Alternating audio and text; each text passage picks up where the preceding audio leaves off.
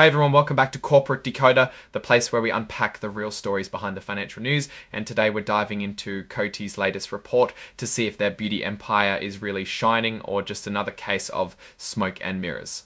So what is this document we're looking at? Well, it's a Form 8K, which is basically a company's way of telling the public about big events that have happened, stuff that investors need to know right away. Think major company news, earnings announcements, or leadership changes. This report is from August 20th, 2025, and it's all about COTY Inc.'s financial results for the quarter that ended on June 30th, 2025. It's like a mid-year checkup for the company's financial health. First off, a few quick details on the company itself. COTY is incorporated in Delaware. They have a commission file number and an IRS employer ID, which are just administrative things to keep track of the business. Their main office is located in New York City. And if you ever needed to call them, their number is there too, but honestly, we're here for the numbers, not the phone book. The form also asks if the company is sharing certain communications like promotional materials or advice on buying their stock. COTY is checking boxes that say no to all of these. That usually means they're sticking to the facts and not trying to hype things up in this particular filing. And for all you investors out there, COTY's Class A common stock trades under the ticker symbol C, own any shares. This is the official update on how things are looking. Now, COTY is not marking itself as an emerging growth company. This means they're a more established player and don't get the same extended flexibility with accounting rules that newer companies might use. They are following all the standard reporting and accounting practices.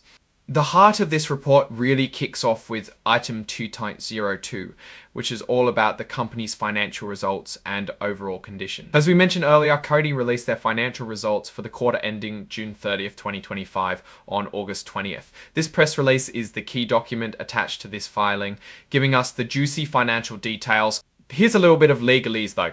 When they say the information isn't filed, it means they're not taking on the same legal responsibility for it as they would for other parts of their filings. It's like saying this is for information purposes, but we're not making any bold legal promises on these specific numbers. However, they are providing it as an exhibit, so it is still important. And this is a big one. Companies often use what are called non-GAAP financial measures. These are adjustments to the standard accounting numbers to give a clearer picture of the company's core performance. Think of it as trying to see the business without all the accounting noise. COTY tells us they're doing this and that. The adjusted numbers, which try to make things clearer, are explained in that press release. They are showing how they get from the official accounting rules to their own reported results. We always want to look at both, but pay attention to how they explain these adjustments to understand what's really going on. So the real meat of the financial story is in Exhibit 99 point, which is that press release. What did they say about their performance? Were sales up? Were they making more money, or were they struggling to keep up with competitors in the fast-paced beauty market? And then there's Exhibit 144, which is the cover page in an interactive data format.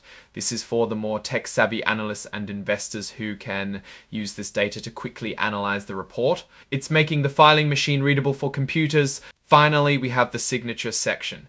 This is just the formal sign-off making it official that the company authorities have reviewed and approved this report. Here we see Laurent Mercier, the Chief Financial Officer, signing off on the report.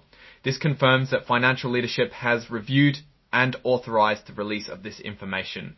Cut now, let's get to the real substance. What did those financial results actually say about COTY? While this specific filing is brief and mostly points to the press release as the source of financial details we can infer a few things. Companies like COTY are constantly navigating a complex beauty market driven by trends, consumer preferences, and intense competition from both established brands and new indie players. Their historical performance in others like makeup, depending on the season and product launches. Earnings reports like this are crucial for understanding if COTY is successfully managing its costs, expanding its market share, and innovating effectively.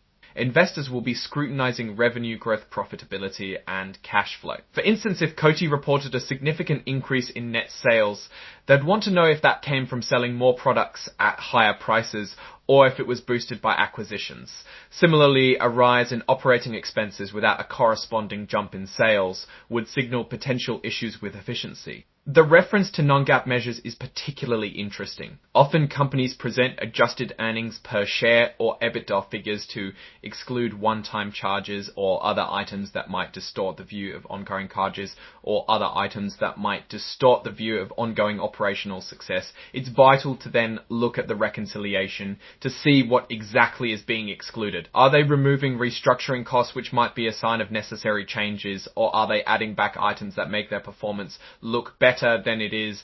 In the broader context of the beauty industry, companies are also dealing with shifts in distribution channels, favoring e-commerce and direct-to-consumer models. They're also facing increasing consumer demand for sustainability and clean ingredients. COTY's ability to adapt to these trends will be a major determinant of its future success. We would look for evidence in their earnings call and press release about how they are addressing these market dynamics. Are they investing in sustainable sourcing? Are their digital sales channels growing? Are they successfully launching new products that align with consumer values? In summary, this Form 8K is COTY's official announcement of its recent financial performance.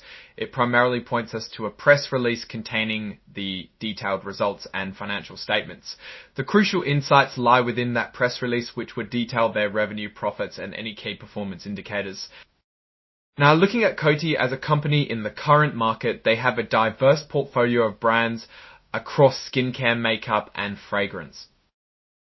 Their strengths lie in their brand recognition in certain categories and their global distribution network. However, they also face intense competition and the need to constantly innovate to stay relevant with consumer trends.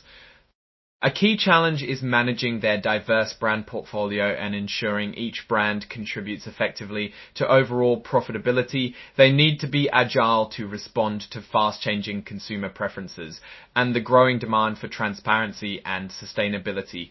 The fact that they're reporting results and referencing adjustments to GAAP measures suggests they are actively managing perceptions and trying to highlight operational strengths. The true test, though, is always in the underlying numbers and how they stack up against expectations and competitors. So what's my take on COTY based on this filing? While this particular document is more of an announcement and pointer to further details, the core message is that COTY is reporting its financial results from a specific quarter. We need to dig into that press release to see if their sales are growing, profit margins are healthy, and if they are effectively managing their expenses. Without those specific numbers in front of us, it's hard to give a definitive they're effectively managing their expenses. Without those specific numbers in front of us, it's hard to give a definitive opinion. However, the beauty industry is dynamic, and companies like COTY must be adaptable to succeed. Their ability to resonate with consumers on values like sustainability and ingredient transparency, alongside product quality, will be key differentiators. Alright, that's our quick decode of COTY's latest filing. What's your take on these numbers and what they signal for the company's future? Drop your thoughts in the comments. If this analysis was valuable, hitting that like button really helps, and subscribe for more deep dives. Don't forget to check out the Discord in the description. Thanks for watching. See you next time.